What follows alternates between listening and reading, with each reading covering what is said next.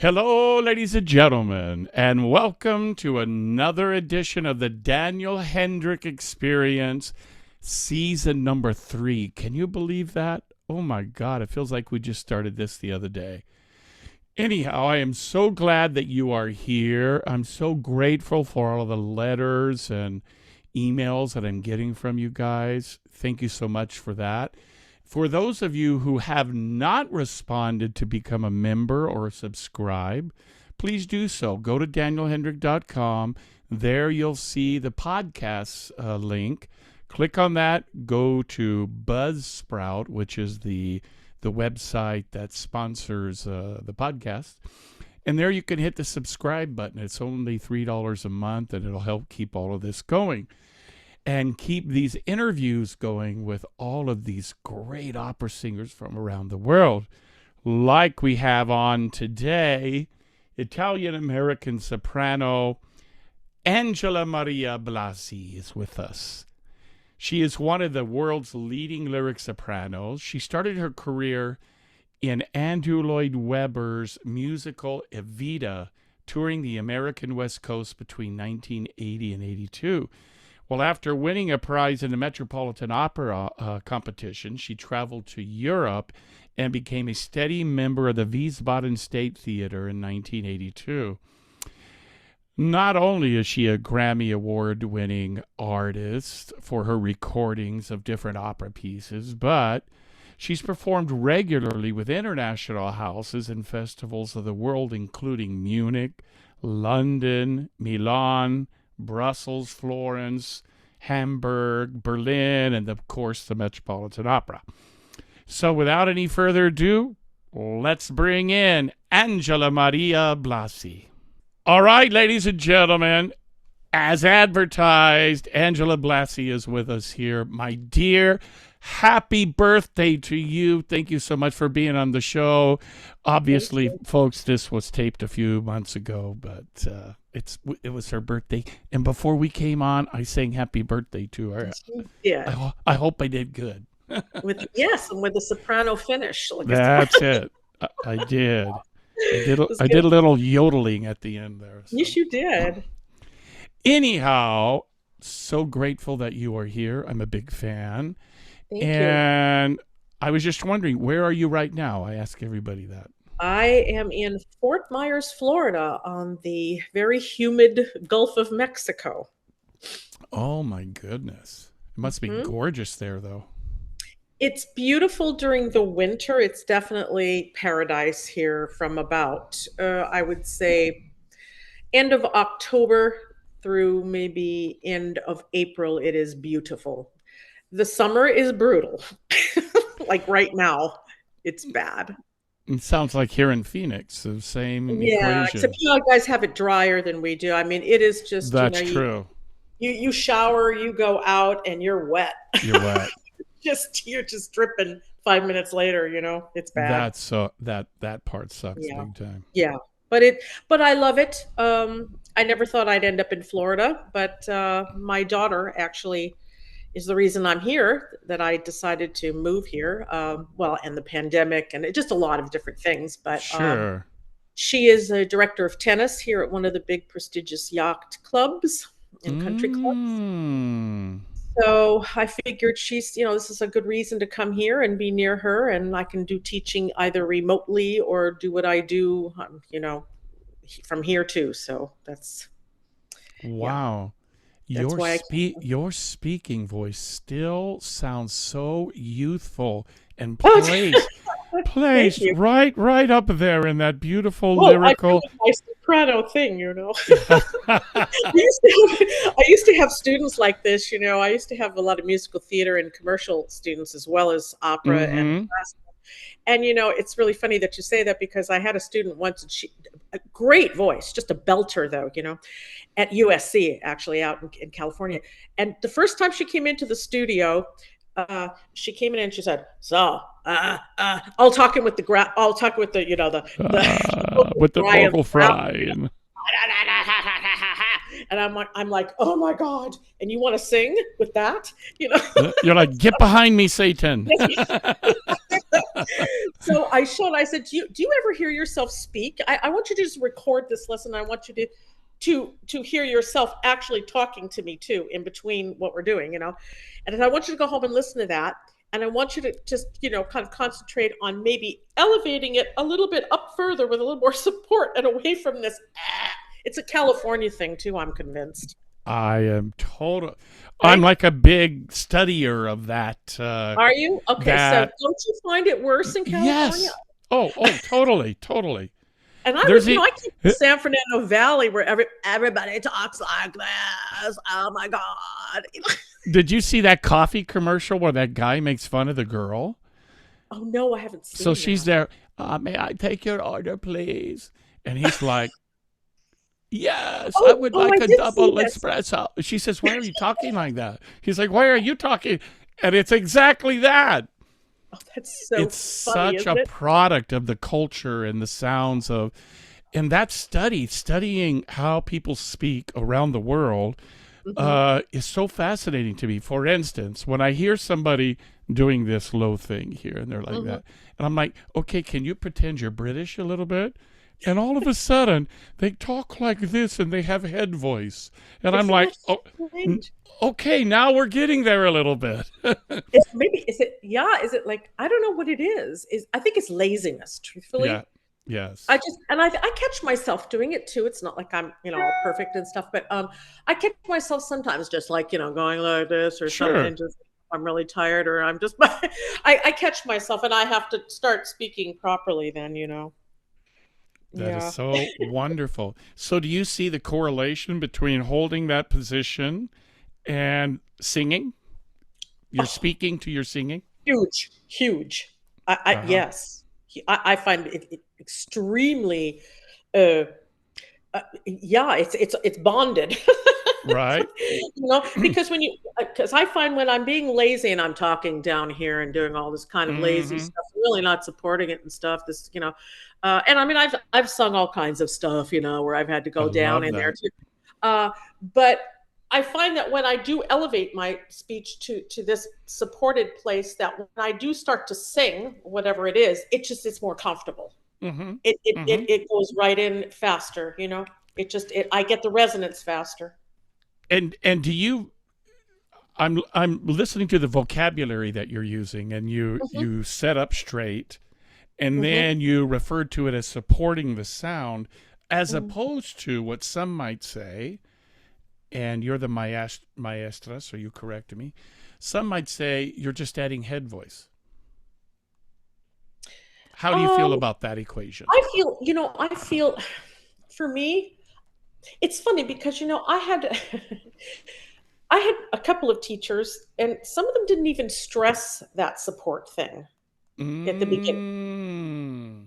So a lot of it is, I think, it never really, it's such abstract things when you're working with students to tell them Yes. support. What does that mean? What is that? What is that is the question that you get. Mm-hmm. And I'm not a pedagogue, so I'm not going to unleash this whole you know diatribe of pedagogical um, concepts and words and terminology. So I just try to impart this concept that the voice doesn't really start in here. Yeah, it's something that has to be engaged all the way down into the belly region, into the abdomen. And Love it. it's it's just a hard thing to explain. And then you get into these schools where they're, oh no, you have to push your belly out, no, you have to tuck it in. It works differently for different people, I find. Yeah. I Don't love you? that. Don't you? I mean, for me, I've I, always had this feeling like if my posture is good, if I'm aligned, if I'm not doing this with the soul, collapsing, if I'm yes. not collapsing here with the shoulders forward and all that, Yes, I'm yes. sitting very naturally. I always feel like the dancer's position a little bit. Yeah, well, that's the Alexander method. Yes. Yes. That's Hmm. how I feel, and I always sang like that, very open Yes. upper body. Yeah, Hmm. and when I feel like I am aligned, posture is good. It's about how you use the breath, not how much you've got, right? Absolutely. Right? It's how you expel it, how you use the voice to expel it. So those are the things I try to tell students. A lot of the times it's for me, the lifting up, it helps. Yeah, You she's know, showing her torso going up, folks, and her right, shoulders are back. right. And for those It's that, kind of a lift up. It hmm, somehow helps my voice. That's the way it yes, helps me. Some people swear about the push the abdomen out thing. I don't know. I just never worked for me. So, but I'm not going to poo poo it because I like to find out from other people what works for them, and I'm always open to finding new ways to say things or explain things or yes. demonstrate things. I demonstrate a Mm, lot, and mm. because I feel if I can't do it, then I can't expect them to do it. you know? Oh my gosh, totally. And early in my career, I remember because I had this big voice naturally, kind of like a baritone, but I was hmm trying to hmm sing tenor. And frequently in competitions, they used to tell me, the judges, don't push. And I'd hmm say, show me how not to. And Yeah. they could Mhm. never show me how not to. And Right. then I swore that if I ever was to become a teacher, I would not tell a student something I couldn't show them Right. how to do it. I see. I agree Back to with your that. point. Yeah, it's true. But I Wow. think all young singers push. I pushed too. Mm-hmm. Mm-hmm. Oh, I pushed until I learned how detrimental it was to push, and then I stopped. There you go. Because then You know? you organically felt what that was, and the Right. result of pushing, how it Yeah. kind of destroys your voice or It gives you does. fatigue. Yeah, it just Yeah. totally tires your cords out. And sometimes I'm one of those rare specimens, though. I didn't go to these big, university programs and stuff. I was Me either.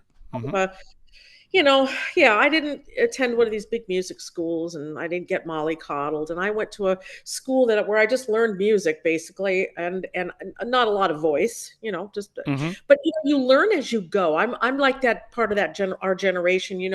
They expected a lot more of us earlier than they do from this Now. generation. Yeah, Mm-hmm. this Mm-hmm. generation has to go through all these degrees and all this stuff. Right. Which I Right, never got. Yeah. until they're ready, Well, Yes. I went to Germany, I was 26 years old and I had my first contract. I was not ready for that. I didn't know what the hell I was doing, you know? Yeah. Oh boy, Yes. I learned fast. Let me tell you. Yes. They throw you Well, out there, there's no mercy, yeah? and you started really early doing the Andrew Lloyd Webber thing, the I Evita did. tour, right? How old were you then when you were doing that? It was right after so let's see, college. I was okay, so that was 78. I joined in 80. So I was like 23. There you go. So when I did the Last Apprentice program with San Diego Opera with Tito Capobianco, hmm and I was the youngster. I was like 21 or 22. Everybody else was like postgraduate folks. Right.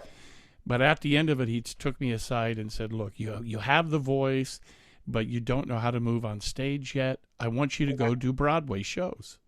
Yeah, it helps, I'll tell So I you. did stuff like Fiddler, Showboat, all of that kind of stuff. And I hmm started taking ballet and jazz to just learn how to move because I was a big sports guy. But that's what See? I loved when I read that about you, is that hmm you were not like a fanatic of it has to only be opera, as No, no, opposed no. to I've it's sung singing. every genre, and I still sing every genre. I sing jazz now. I sing all kinds of stuff. Yeah, but see, I'm free. You see, Yes. I'm free now. Yes, take the chains off. Here I go. I don't have the opera chains on anymore, so I can do what the hell I want. It's great. I love that I read that you studied with one of my favorite voice teachers and super brains of technique, Seth Riggs in L.A. Yes. Well, Seth. So Seth took me, I was a 19-year-old confused something between a soprano and a mezzo. I was basically being trained sort of as a mezzo-y lyric, but I had no high notes, and because I was pushing too much. Pushing. Okay. So, and I just didn't know how to do it. I just didn't understand how to do it. He basically broke my whole voice apart, first of all. And I was scared to death. I was thinking, oh my God, what do we, with the whole ugly exercises that he has and the whole stuff where you think, oh my God. But I'll tell you, he got me from no high notes at all above like a G or an A to a high F within a year. Amazing. Because what he did is he just recalibrated my voice, Mm-hmm. basically with a lot of these semi-occluded exercises, so I wasn't able to put the full force of the voice on it, just that little the semi-occluded things, just the little Is tiny voice going on. is that like the geek geek geek geek geek kind of stuff? It's more like the Oh, I love that one. Yeah, yeah. all that stuff, And and the that. and the and all that stuff. Yeah. Uh-huh. Yeah. The stuff Mm-hmm. that you can't possibly sing by pressing You can't. into it. Yeah. Can't do it. Yeah, I Right. use that stuff all the time And teaching. he Yeah. trained me months and months. I thought I was going to climb the walls. I mean, I would get out of there. I would burst into tears because I just didn't understand how this was going to help me, but it did. So I had to Yep. put my trust in it, and I did. And he's very, he's very, as you know, um, what's the word? People. I can't remember the word right now, but some people just hate what he does. Especially in the opera world, and I'm like, They hate it. why the heck? Look at Thomas Yeah, Hansen. Look at yeah. you. Look at Eddie Villa, rest in peace, and Oh, Eduardo. I love. You Eduardo know, and I came out of that uh, studio together. well, we probably ran across each other because I was in Probably. the USC Opera Apprentice program at the same Oh, time. Tom Hampson was at the school. okay, okay. I was like, I didn't last long because I got accepted to the Santa Fe Apprentice program, but Oh, good for you. I was there at that same time, hanging out in that community with Eduardo Hmm. Villa. Hmm. Um, I didn't hang out with Thomas Sampson, but I did sing Tom, with him and, later. yeah, But Tom and Gail Dubenbaum Massaro. she Gail. lives here now Yes, I know. in Phoenix. Yeah, I met her a Right. few months ago. Oh, Yes. did you? Hmm. Okay. Those two were always a year ahead of me with the whole, Mm. Met competitions and stuff like that. But we were all in the same era, Guru. generation, Yeah, yeah, yeah. group. Hmm. But those were fun times, I have to say. But the business was really different back then. Did you happen to know a tenor back in that day who wasn't really in the school but in the community with was my favorite tenor of all time? His name was Armando Sierra. Did you happen to ever Yes, hear? I didn't know him, but I remember his name. Yeah. Uh-huh. Yeah. Hmm. He was the example for Eduardo Villa, his pagliacci. Uh-huh. And Okay. Armando was this enormous talent who had zero discipline, but he won one of the top prizes in the Met auditions and thought that he was supposed to get a contract singing Aida at the Met, and it's like, no, doesn't work It that way. doesn't work that way. I mean, Eduardo and I were national finalists in Hmm. 1982, and they didn't offer. In fact, we were sort of the black sheep of that thing. I'm going to say, Really?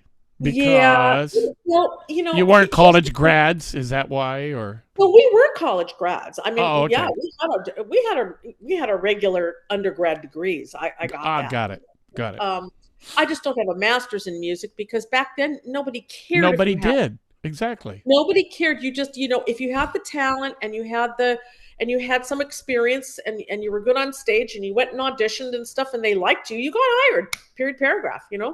And then Yeah. you learned on the job and that's, to me, that's how my life went, and I'm very eternally grateful for that.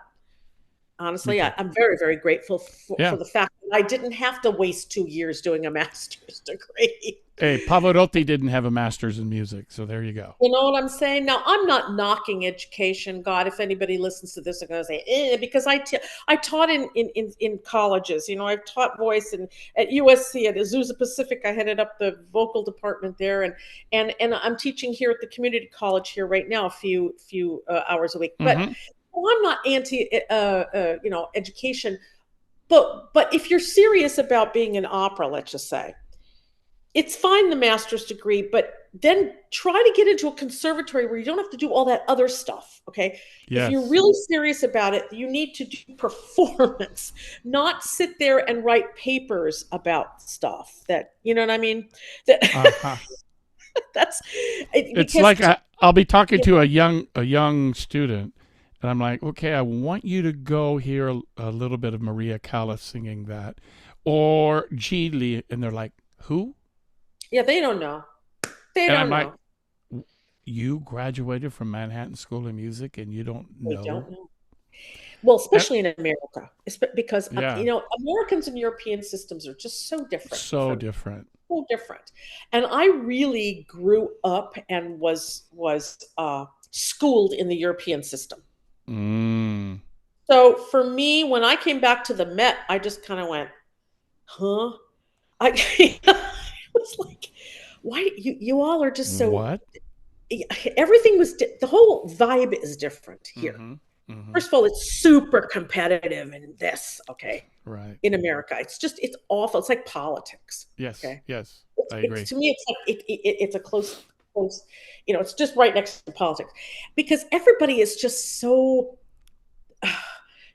driven, but in a bad way, it's like over there, it's not, I don't find it that to be I agree as with you. bad, right? Mm-hmm. And I find that the teamwork that we don't scream as much over there because the theaters aren't as big. They're built for voices. They're built for opera. And Mm-hmm. over here we have these big barns and things, like Like right. So City you have Opera used to to be. scream. Mm-hmm. Yeah, yeah. I mean, City Opera. I sang there too. It's hard. Oof. Dorothy Chandler's like one of the worst places to sing. Mm-hmm. Oh my God, I sang Butterfly there in 2004, and I mean, it was Oh my hard. God. It's hard because you don't you get nothing back from it. Mm-hmm. Mm-hmm. Beautiful. It's fun. It was great company to sing with, but oh my God, that auditorium is insane.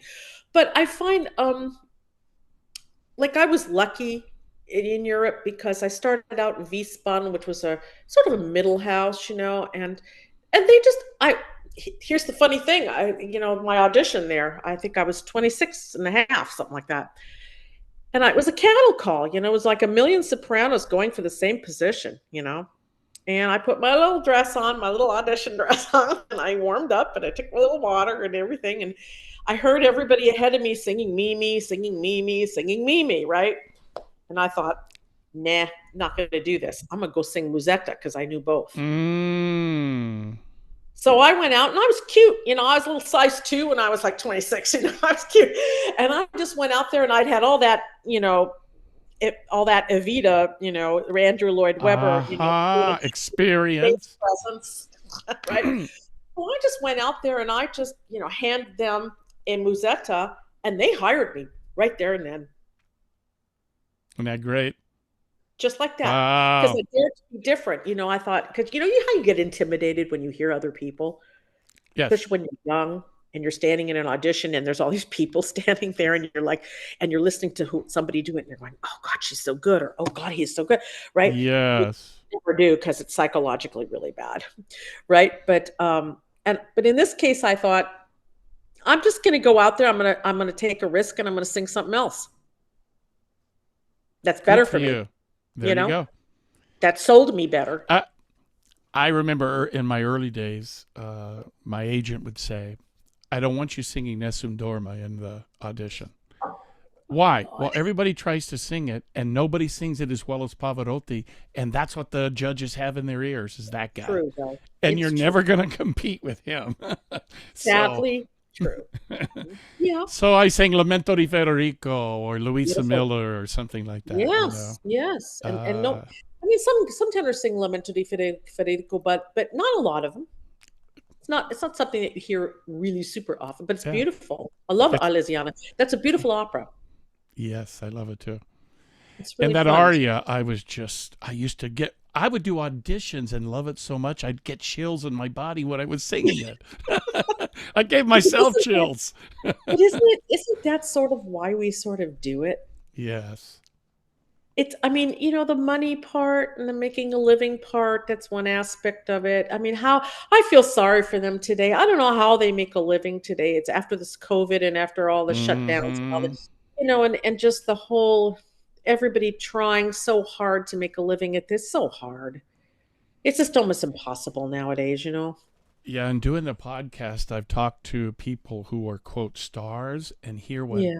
here they were driving Uber during the See? COVID, and Yeah. what happened just to be able to survive. And I'm like, Right. man, Right.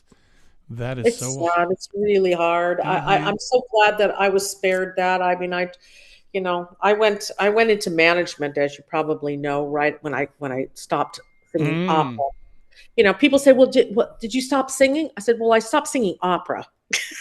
you know, Right. Right. like in 2008. Right. But I kept singing certain things like concerts and stuff, and I Me still too. do stuff, you Me know, too. because you have to keep it you have to keep it going to keep it. Let's face it. It's Exactly. like a sport. It's like a muscle. You have to work it, otherwise you lose it. Use it or lose it, right? It's true. There's a lot of jokes there, but I'll let those go. I know, I know, I know. But yeah. Excellent. I did want But to comment on one thing you said yes, earlier about yes. education that is different Hmm. now from what it was back in our day. Hmm. Um, Back in my day, when I was studying, I didn't get any graduate degree of any sort because Yeah. I was whisked off to apprentice programs. Hmm. First San Diego, Yeah. then Santa Good for Fe you. Opera. Hmm. But the education, and this is where people, I think, misinterpret what education is. Right. You can and this is the European way too, you can certainly get an education without going to university. 100%. Yes, you can. And in fact, the education that I had was constant. Yes, Coaches, languages, that's uh, right. musicianship of all different sorts, opera history, Right. singer history, which they don't Right. really teach you about. No, singer history is so Yeah. important. They Eh, don't. They think here, if you have like in America, if you haven't sung on the Met or something, they don't want to even know who you are. They know don't who you care. are. Yes. You know, it's sad. But to your point, yes, and that you're making my point exactly. You are too Mm-hmm. busy in a master's degree doing all this other stuff Yes. Yes. that and they're not teaching you this. Yeah, you have to put your recital together and all that stuff, and Yes. that's a good thing. And it's All good. good. That's Mm-hmm. great. But you have to take this course and this course, and yeah, you have to do your history. I mean, I remember I used to have master students all the time, but it does not replace being, let's say, mentored by people who have been standing on the stage for 20, 25 years, Mm-hmm. or even longer. In my Mm-hmm. case, I mean, I worked with some of the best. I mean, I had no choice but to up my game Mm-hmm. because I was standing on the stage. Even if I had to do a little one-liner or the voce Right. or whatever, I did the voce del cello with Morella Freni and Yara on the stage. Okay, my first one. So you know, and you get to know these people, and you listen to them, and you watch them, and there's no better education than that. That's what Honestly, I mean. That's what I mean. Where you actually learn what is required. that's right. For instance, this is one thing they never teach you in school, which is one of the most important ingredients in my experience. And I'll just give one linear example. A conductor gets pissed off at you and is yelling at you in a rehearsal with everybody around. What do you do? Been there, done that. That kind of stuff, the emotional intelligence side of the stuff, how to handle your agent, how do Mhm. you handle Mhm. general director of an opera company when they're Right. trying to push you in a direction you don't want to go. That's right. And how That's do right. you handle when the conductor wants you to do one thing, but the stage director wants you to do something else? Exactly. Happens all the time. But they don't really prepare you for that. No. But when I was working early in my career, Giuseppe Di Stefano was my teacher. Wow. I was learning from the pros. Where in the hell do you learn that in a Right. university unless you have somebody like yourself teaching? Right. That's Right. why I draw the distinction between a scholastic as opposed to a professional who is also a scholastic. Right. When you Right. have both, oh my God, then you've got the Right. best of both worlds. When I was teaching, or in the college teaching and everything, it's interesting, especially if you have a good voice to work with. But I always like to engage. I like to teach in teams a little bit, So, Mm. so if there's somebody with a PhD who knows a lot more about the pedagogical terminology or certain things that Yes, I may not know, I like to like team utilize it. teach them, Mm-hmm. you know. Mm-hmm. Like I'll tell you about. Let me school your student about what I know, and let me learn from you some of the stuff that the pedagogical stuff that Excellent. I may not have a handle on as well as you do. So I mean, and I've had that before. I've sat in on many, many singers' lessons with with my Mm-hmm. colleagues, Mm-hmm. because I like to do that. I like to see what they do. You learn things. You learn things. Yes. Hmm. I've told this story many times, but I'll tell you too. It's that same thing when I was making my debut. You know Mark Delavan, probably. Oh, of course. Hmm. Yeah, I made my debut in Mephistopheles with him at City Hmm. Opera. And Hmm. at the same time, a tenor by the name of Alfredo Portilla was singing Bohème at City Opera. And I was walking by the rehearsal room and I heard this voice. I'm like, holy shit, that's a gorgeous voice. Uh-huh. So I befriended him Uh-huh. and I would show him around town where to go, etc. And then I asked, can I sit in on your rehearsals? Hmm. Because I am such an admirer of Hmm. great singing voices. The director said, Right. well, why are you here? And I'm like, I can't believe this guy's voice is so gorgeous. I think I'm going to learn something. He said, oh, there I'm goes sorry. the doggy. No There problem. goes. Hey, Toby. Toby. Hey. Shh. No. Okay, go lay down. Don't worry, we'll cut it. It's So, okay. anyhow, I just said, I'm a student of voice and I love beautiful instruments. And he said, Yeah. wow, you are not a common tenor, he said. No, but Meaning you that have. competition thing that you were talking Yeah, about. it's a competition thing. No, I mean, thank you. I sang. There were people. My mother was, God rest her soul. My mother had wanted to be a singer, but she was a 50s housewife, and they Mm, weren't allowed to do those kind of things in mm-hmm. Italian families back then, right? Right. So she never got to realize her dream. So she kind of passed it off to me. Okay, so but she would hang around. My mother would hang around these opera goers a lot. She was in these clubs Mm, and these opera supporter clubs and whatnot, and they would follow my career through her a little bit. But this is so typical. Okay, now my mother would say, "Oh, she's singing, something la la la at La Scala, and she's singing da da da da at Vienna and stuff." Well, when is she going to come to the Met, though? that's it. See, That's the number. okay, see, that's what I'm saying. It's like, are you seriously? I mean, the Met's a beautiful place, all good and everything. I sang there twice, covered once, whatever. Okay. Um, it's not the be all end all of everything. I'm Mhm. going to say it straight. Okay. It's just not. Okay. It doesn't always have the best singers. You could go to Europe and you can hear some fantastic people who are Sure. not nearly on the superstar level as Mm-hmm. over here people get built up to this Mm-hmm. whole superstar level, right? And you can hear some really, really good things. Now, some of the productions are crap because they're all that, I mean, I had the tail end of that too in Munich, just all this Euro trash nonsense, just the thing where you need a lexicon to figure out what the hell they're doing. You need to like refer to something because you don't understand what the hell they're doing up there. You know, I like, sang I sang Don Ottavio in Bonn, Oh my and they God. had me wearing a dog suit with a collar and a They, chain, and she pulled me, like, and every time why? Don Giovanni came on stage and grabbed his crotch, we had to faint on stage Uh, see, like, why?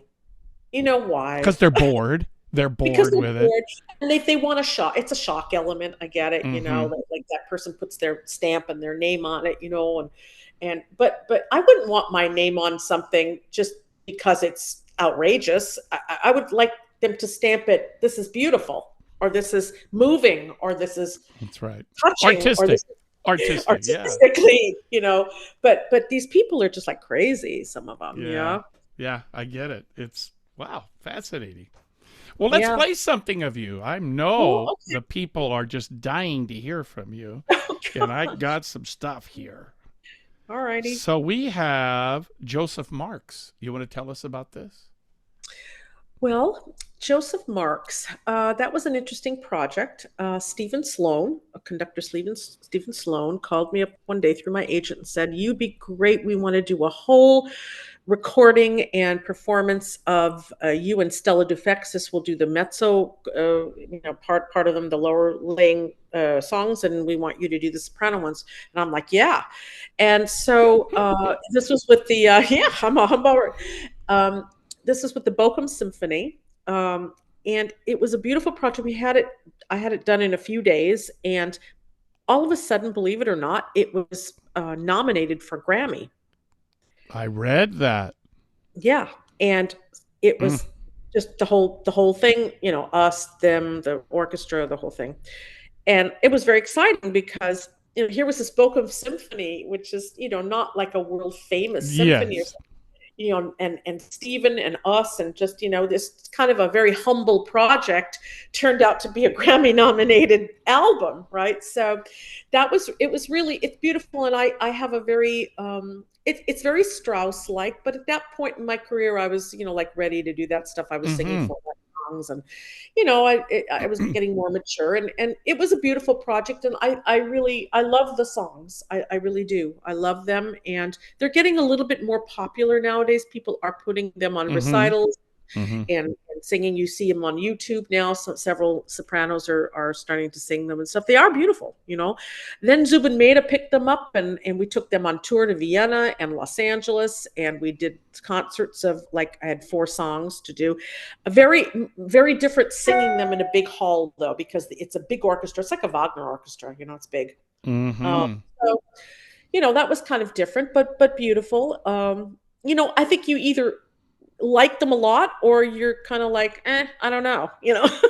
It's like, but I think most I like people, it. I Mm-hmm. think they're very romantic and they're really quite beautiful, I think. And your singing is beautiful on it. Let's check No, it thank out. you very much.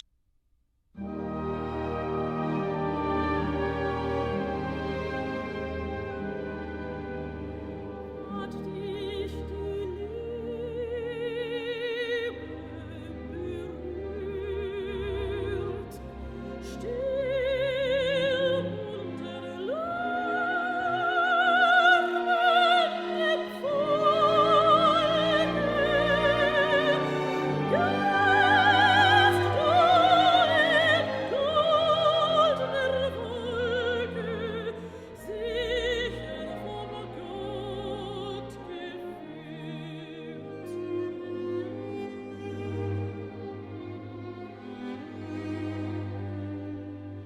Nur wie verloren umher, lassest die Blicke du wandern, gönnst ihre Freude den anderen, trägst nun noch verzückt.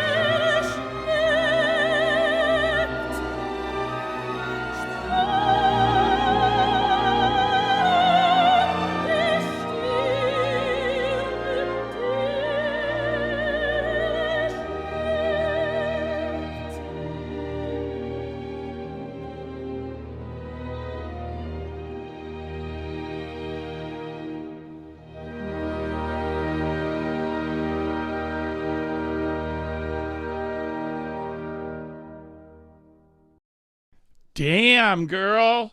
Wow. They're tough, but they're beautiful. Oh, and the way you just floated up there above the passaggio was just flawless. Congratulations. Thank you. I was just as I was listening to that, I was just kind of reminiscing about actually recording that. So it's kind of interesting. Mm. Can you talk about a little bit, if you have a thought, what happens to the voice as we get a little bit older? Oh, okay. Well, Because you let's see. still speak so high. You still have that high placement. And a lot of times. I still have the high up to about a high C, but I have, Okay. it's, I think it's probably a hormonal thing I'm going to say too, with women, Sure. especially. Right. I mean, I'm post-menopausal now, so that's, Yeah. So, the freshness of the voice, I keep it as fresh as possible because I use it a lot. Yeah. I hear that. Yes.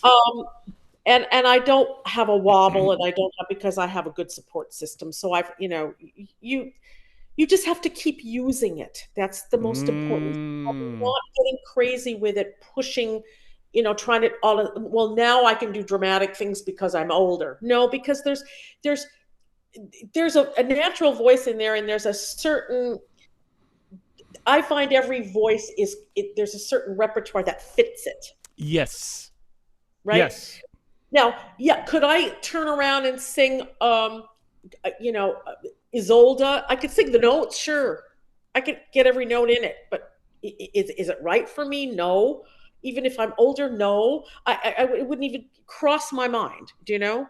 Yes. Even something like Salome, I always wanted to do Salome, but it's something I never did. And even now, no, I wouldn't have the stamina. I think the age part, I mean, the reason I really stopped mostly was not for vocal things, is because I was diagnosed with rheumatoid arthritis. And I was having issues physically kneeling on stage and moving. I was having shoulder issues. My hands were hurting. I mean, it was just that kind of thing. And also, to be really honest, you either quit while you're ahead, or the business fires you at about 50 as a lyric soprano. They don't want to hear you. They don't want you. And you just have to wrap your head around that, Absolutely.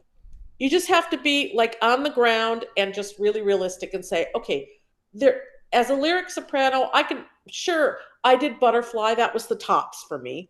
Okay. That was the heaviest I was going to go. There was nothing where I could really do than that.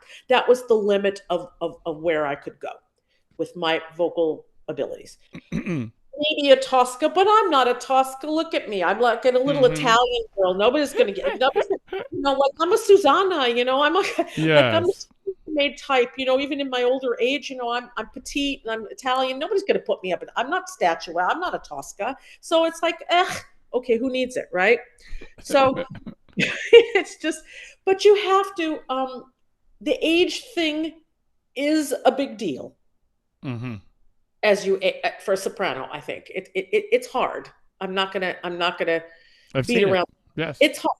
It is, because you have to find a place where you can fit. Now you can maybe reinvent yourself and do do some of the Marcellinas in Marriage of Figaro, and sure, why not? You could do that, because as we age, we're a little more comfortable with ourselves, at least physically. We can actually pull off comedy a lot better. I don't know if you've noticed that, like some of the older sopranos, because you have no more use for this, I must be perfect and beautiful and all that stuff, that pressure of the business to be beautiful and souverain and the whole thing, and diva thing. You have no use for it anymore, right? I have no use for it. Amen, sister. Right. Preach it. Preach it. Right. I've never been that way. I'm not going to start. It's like, so, if somebody offered me today, if somebody said, we want you to do Despina, an older version of Despina, I'd say, sure, on board. because it's fun and you can make things with your eyes. You know, you can do stuff, and you don't Uh-huh. have to worry about being pretty. Yes. Well, I get it. Let's face it, today's diva has to be beautifully dressed. She has to be slim. She has to be beautiful. She has to sound beautiful, right? Yes. Yeah. It's a lot of pressure. It's a lot of It's pressure. yeah, it's a lot of pressure. Yeah. And I went through 25 years of that. I was a gym rat for 4 times a week just to keep the figure, and the whole thing. And now, it's not that I'm letting myself go because I still train and I still do stuff to Yes. be healthy, but I'm doing it for health reasons and I'm not doing it for the biz anymore. I get it. Yeah. Right. So the age does it psychologically get you, I think, more than physically sometimes. Physically. I Yeah. think it's, oh my God, I'm 50. Like, oh my God, they're not going to hire me anymore. And so just quit, do something else, and quit and spare yourself that. Honestly, that's what I did. I said, The, okay, you know what? I've got RA. I'm hurting all the time. I'm just not up to this anymore. I'm it not is. up to selling myself. Okay. Yeah, it isn't just the voice. There's the No. physical side. One time Oh God. I was singing I don't know which opera at San Francisco Opera. It was either Hamlet or Mephistopheles. But I have fibromyalgia and I woke up one day in the bed. I was supposed to go to rehearsal. I was paralyzed. It's I so, could not move. I was frozen like this. I And it believe it. scared the shit out of me because Sure. I had already had pain, sort of like arthritis in my body from it, but Right. never paralyzed. And I sat there. Finally, I got myself to roll over and barely called my brother-in-law, who's a doctor. And he said, Fibro, the only thing you can do is try not to panic, get to a hot bath. Yeah. But I had Oh, to cancel rehearsal because I could barely move. I Inflammation everywhere. it's awful. I remember when was first diagnosed. I was up in London, singing Covent Garden, Bohème. I was doing Musetta there, and I remember. I don't know. Maybe I was stressed out too at the same time. I mean, it was Bohème was not a big problem for me to sing. I was singing it throughout my whole career, so it wasn't like the stress of the job necessarily. But all of a sudden, my hands blew up. I was sitting there in the middle of a performance with ice packs on my hands because with RA you get the blowing up of the Mm-hmm. blood. I'd taken ibuprofen, which you're not even supposed to really do when you sing, right? And I mean, I was just a mess, and I thought, much longer am I going to do this? You know, the traveling and the carrying and the schlepping and the weird Yes. musty hotel rooms and Yeah. it And the just allergies and the molds and the yeah, and the whole thing, and being away from my kids, and oh my God, and as much as I loved it, I said, okay, I'm done. I can't do this anymore. got it. So when you Right? said you're not supposed to take ibuprofen when you sing, why do you say that? Well, it's blood. It's an anti-inflam, right? So, Mm-hmm. um, well, this is what I hear. I'm not a doctor, obviously, but But you played singing, one on television. yes. Yes. Um, I've heard, this is what some people say, that because it takes the inflammation down, that it sort of gives you a false sense of security when you're Mm-hmm. singing, Mm-hmm. especially if you're sick, that it takes, some of the Like inflammation. steroids do. Like steroids do, yeah. Which Mm-hmm. is I hate steroids. I won't touch the things. I've done it a couple times. I was so sorry after I took them. Mm-hmm. Yeah, because they throw your immune system for a loop, Yeah. I and had to you're pretty much live on those things. oh God, I had to for a Mm-hmm. while too until the meds started kicking in. I hated that stuff, and then you blow up like a balloon, like it's Yeah. awful, just Yeah. awful. I'm very holistic person now in my older Good age. for you. Yeah, I eat very clean. I eat very low carb. It's all because I hate doctors and I don't want to go to the doctor and I don't want to Good end up. for you. Yeah, right. I hate meds. I don't do vaccines. I don't do anything. I just do a lot of, grass fed this and organic this, and I'm a 1 meal a day. Excellent. Yep. I'm a Look one, at you, young lady, doing awesome. yeah, I'm Well, really strict about that. So I know you didn't send this to me, but I really enjoyed the Pagliacci that I found when you were on German TV, I think it was, right? Yes, that was a very famous show that they did in the 90s. You can tell by the hair styles and the clothes of people, and it's very funny. But yeah, that was a I don't remember the name of it. Well, I have it here. So, Okay, you have it there. So yeah, it was German TV show. yeah, let's play it. Let's check it Okay. out. And you're singing something from Pagliacci, right? I'm singing Stridono lassù, it's Terraria. It's Yes. Netta's aria with the Yeah, little birds. Yeah. which is what I'm going to be directing just about this Ooh, time, my good. directorial debut in Pagliacci. Excellent. I So, love that piece. That was so much fun to do. It was one yes. of my favorite roles. Yeah. All right, ladies and gentlemen, Aus dem Bajazzo singen, begrüßen Sie mit mir Angela Maria Blasi.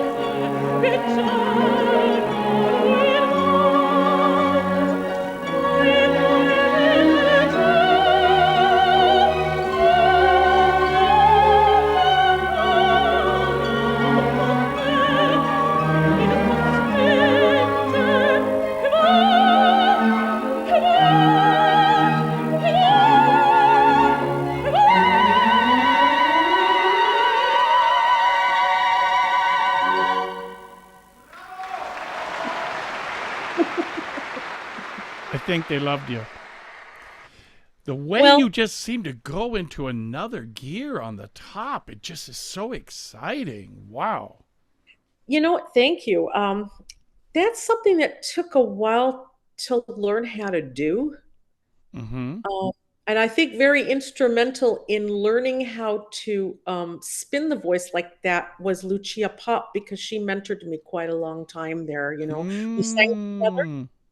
She became a good friend of mine when we were paired up together for Arabella at the Deutsche Oper Berlin. Um, Mm-hmm. and she had done all my repertoire, so she knew it like the back of her hand. So she would Sure. coach me basically. And one day I had to sing the Brahms Requiem, and I went up to her and I said, I'm having so much trouble with that first, how to get that D out. Like, Mm-hmm. she just worked with me and taught me how to just have that breath meet the chords, the right way. It was very interesting. I learned Mm. a lot from her. I learned a lot from her. I really did. Do you remember what she told you to do? How to do that breath meets the chord thing? Well, it's funny because it has, maybe because she came from Slovakia. Mm-hmm. She had that little cry in the voice all the time, Mm. yeah, yeah, yeah, yeah, yeah, yeah, that thing. Uh-huh. Well, Slavic singers have that too, and it comes from that same place. Mm-hmm. Basically, it comes from that Mm-hmm. whining place, right? Mm-hmm. You just learn how to touch that whiny spot and then open up on it, as you need to. And Exactly. so, yeah, and it took me a while to figure it out, but once I did, I started being really good at it. Like for Turandot and for Liu, I could do those piano, I could spin those pianos out really a lot, the Liu, all that stuff, Oh, it, listen to that, folks. That was gorgeous. no, that was fake. Ah, I was if, just if, if No, but that's fake, I'll take could it. still sort of do it. I could still sort of do it, but not as much. I just don't. I think, like we were talking about the age. I think age affects the stamina more than it does anything else. That's what I have noticed. Yeah. The You know? stamina and the tessitura has dropped a little bit, but Yeah, a little bit. Sure, it my does. notes are still the same. I still have Yeah, the same yeah. pitch, but Mhm. And it's funny if you pull out something, even me in my late 60s now, if I pull out something that I've sung a million times, mhm. the muscle and nerve memory kicks in, Yes. doesn't it? Yeah. Yes. And you're like right there where you've always Yeah. sung it, where it's Yeah. always. And I It's think really if strange. we really dedicated ourselves to the hours a day of practice like we used to Oh do, yeah, you you could could get do it it, back. right? Yeah, you Like can. I always said, I never got to sing Otello, Hmm. but if I got an offer to do an Otello a year from now, I could Okay. do it. A And you year. would Give a me a year. year. Yeah. But there's Oh, a different that's level of interesting. training and of practice that I don't do as much as I used Because to we're do. not doing it all the time anymore. Exactly. Not as much, yes. Yeah. I mean, I do things. I sing every Sunday in church because I have a church Hmm. community. I do that. I sing a lot of the sacred stuff, which is it's great. Hmm. I do community concerts here with some of the groups here, like Excellent. yeah, those kind of things, solos for some of the oratorio pieces and things like that. They do hire me for those things still, so that's good. I And I'm fine guess. with it. That's all I need. You know. Hey, back in the day when you were in LA, when I was in LA, by the way, I grew up in Fontana. Oh, you did? Okay. Uh-huh. There's a I whole used story about that. to But I used to drive from Montana to Palm Desert because I used to live there. did you used to go to Mario's in Palm Desert when it was there? Oh, sure. Did you Yeah. know Mario? No. Okay. Do you know who I'm talking about? The opera Yes. restaurant there? Yes. Yes. That's where I got my start, was in that place. I was 19 years old. I told him I was 21. Oh, He hired me. And that's what I was telling you earlier about education.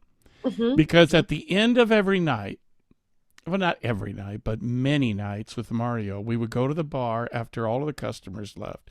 He would put on recordings, and we played a game, Guess Who That Voice Is? Oh, that's cool. And that was a huge part of how I learned who all of these great singers were of the past, because he made Mhm. it fun. That's right. I And think then, every music student, they should have a whole course where they do that, where they yes, train your ear for it. Because let's face it, you got to have great ears to be a singer. You don't just have to have yes, you have to have ears. You have to hear. yes, You yes, have to hear your partners while you're singing. You have to be very aware of what they're doing pitch wise, and you have to have great ears yes, as a yes. teacher as well, right? Yeah, well, it's multitasking. The brain It is really is. using bilateral function of Yeah, the exactly. When hemispheres. you're doing chamber music, you have to have ears for the other instruments, right? And the other singers, you just have to have that. People don't stress that enough, I don't think. Right. Yeah. Right? So I used to enjoy. That's where I met Giuseppe Di Stefano. Was at that restaurant, and Okay. Mario called me in because I wasn't supposed to be working. He called me in. I drove in from Fontana, and he said, "There's a surprise. I want you to sing." Well, at this point, Di Stefano was probably in his 70s, so he was heavier. I didn't even recognize him, and Wow. I had been Huh? studying him for years because my coach John Dare Hmm. in Palm Springs was a huge fan. That was his Hmm. favorite tenor. Anyhow, I go there. Mario says, "Sing cor ingrato." I don't know if you know that Sure. famous Oh tenor yeah. piece. Oh yes. And so I got up and sang it. And Mario says, "Hey, this guy wants to meet you." Takes me over to the table. This is Giuseppe Di Stefano. I about shit my pants. I'm sure And, you did. and Di Stefano looks at me. You have big voice. You remind me young Jose Carreras. Oh, thank you. He said, "Come to my house tomorrow and I will teach you how to sing that song." And that began my, Great. You can't. There's nothing that compares to that, that right? kind of coaching, right? Nothing. I So mean, then yeah. Go I ahead. was able to introduce him to John Dare because that's where we ended up coaching. And then Okay. John Dare ended up playing for Di Stefano on these little tours that he had. So, Wow. That's but what amazing. See? What an opportunity. education, education. Education. Education. You know, gosh, I mean, there's so many people that I learned from over there in Europe because, I was just this no Kurt Mull, for God's sakes, was my I was my first Pamina was with him as Sarastro, you know. Amazing. I mean, this is the kind of thing that I got pushed it, my first Neda was with Vladimir Adlantov as Kanyo. Jesus. Can you, I mean, if you say these names to these students nowadays, they're like, huh, huh, huh. Right? And I'm like, oh God, how do I teach you all? How do I teach you all to listen to the old school? I know it's not what you see right now, but it's not everything that you see right now is the be all end all. You have to go back, listen to the traditions, Hmm. you know. And the greatness Yes, that was great. there. And the greatness of them, not only vocally but as human beings. Iva Marilla Mm, before we go, she was in Munich. Munich was my home house, hmm to put it mildly. So I sang a lot there, and I had a following, a public there, and I came in to warm up for my Susanna Marriage of Figaro, and I opened my dressing room door, and there's Marilla Freni giving an interview. And I was like, "Oh, excuse me." And I was like, and she goes, "No, no, no, no, no, no, no. Come in, come in, come in." And I said, "Oh no, I don't want to disturb your interview." "No, no, no, no, no. This I know you're the Susanna tonight. This is your dressing room. You stay in here. We go into a different room." And I said, "Oh no, you don't have to. I can go warm up somewhere else." "No, no, no, no, no." She was insistent. She was the most gracious, most I Respect, right? She had respect respect. for little Even old though even though she's a superstar, who's a right? superstar, and little old me who's like no one compared to her. Right, She was right. going to vacate the dressing room for me because she had that much respect for the fact that I had to perform, you see. And this is the kind of thing that I don't know if singers today understand this stuff, Hmm. or whether anybody talks about it. Let's just Agreed. say that, right? Hmm. You're not a star just because you sing somewhere, Exactly. okay? You're a And human. you don't get to behave like a jerk just because you haven't earned that. Hmm. Right? And I've never behaved like a jerk to anybody because you just don't. Exactly. I agree with you. Everybody in the opera house does it makes you look good. Be nice to them, Hmm. right? The people who clean your dressing room, be nice to them. The people who dress you and wig you or Yes. be You, nice to them, right? you know who was for me the biggest example of that was Jerome Hines. He was so everybody had his phone number. Right? Yeah, yeah. Sure, Hey, you have sure. a problem? Call me. Let me know how I can help you. He Yeah. was just that guy that you're talking. And here he was, a legend in the opera world, Right. right? But you know, it's Uh, the more famous they are, the nicer they are, and the more like that they are. I find it's the insecure ones who act like jerks. You know, I've yes, been around tons of them. I've had partners on yes, stage. I've just wanted to wring their necks, honestly, because they act like yeah. jerks. I had a Carmen come in one time at the last minute to the production, and she had done it the same production with the director at another place a few months before. And I'm standing in a spot, and she comes into the first rehearsal and literally pushes me and said, "That's my spot." Oh, please. Oh, get over yourself. Honestly, I hate that kind of thing. That And thing kind of thing makes me angry. Angry. I I won't say how because that happened a few times and Mhm. everybody was noticing and they were not happy. But let's just say karma can be a bitch at times. Oh, yes, it can, and it does bite you back. It just does. Anyhow, Angela, what a thrill. I can't believe we've talked this long. It's I know it absolutely feels like fantastic. it by so You fast. are eres adorable, as we say Uh, in Mexico. you're sweet. Thank you so much. This has been um, fun. Thanks for having me. my honor. Uh, you have blessed the world for many, many years with your vivacious personality and gorgeous instrument. So thank you for what you've given to the world, inspiring us all. Your singing has been a blessing. Oh, look at Thank that. I'm you. getting chills right now. Thank you. Just That's so nice. You thinking of never it. get tired of hearing things like that. Hey, amen, right? Yeah, well, My day makes my day. yes. So bless you and thank you again. Oh, L- you're welcome. Thanks for having me. Ladies and gentlemen, there she is, the legendary Angela Blasi, superstar, opera world legend. Thank you for being here with us every Sunday on the Daniel Hendrick Experience. Don't forget to go to my website, danielhendrick.com. There you can find my book. It's called Know You Know. It's about my journey as an opera singer, losing my voice, getting it back, singing all over the world with great singers like Angela, and now having a podcast. Can you believe it? So pick it up at danielhendrick.com. Then go to YouTube, The Daniel Hendrick Experience, and you can see the video version. Thank you again, everybody, for joining us every Sunday. God bless you all. See you soon. Take a breath.